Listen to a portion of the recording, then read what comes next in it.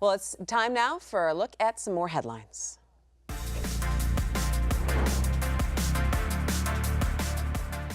Look at a few more stories that are making headlines across the state for you, including the gay marriage fight making its way to the Sixth Circuit Court of Appeals and the judge questioning Detroit's plan for post-bankruptcy. Let's first look at gay marriage and the question that's being decided now in Cincinnati, and it's a couple of other states, not just Michigan. What should we be looking for from these three judges who are deciding, Stephen? Well, I mean, this is a consolidated set of cases that raises all of the big questions. I think if you're betting on what the Supreme Court will ultimately take a look at, it's going to be this case. That you have every issue at stake in these cases.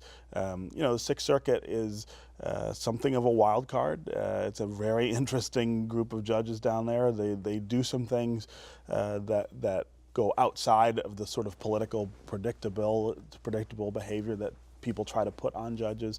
I think the case that we have from Michigan, the opinion is written in pretty ironclad language. I would be very surprised if they overturn that.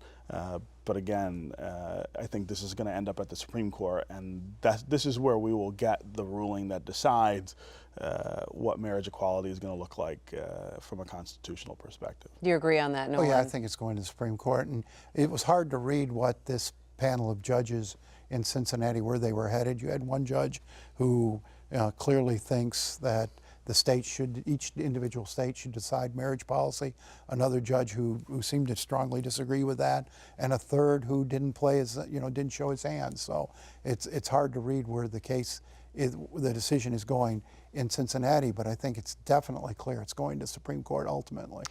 Real quick, in the short time we have left, the Detroit Judge Rhodes is a little concerned with the city's plan of adjustment, saying, I'm not quite sure I see where all the money is going to be coming from for a lot of the things, and also the cooperation from city government that they're actually going to move forward with this plan. Stephen, you can take that last stab at it. Yeah, well, I mean, we need more money. I mean, we're going to free up 150... Nolan, you can't laugh when you said we need more money. $150 million a year more out of the budget than we had before. That's not enough to do all the things you need to do in Detroit. All right, and again, they're heading into court on August 21st.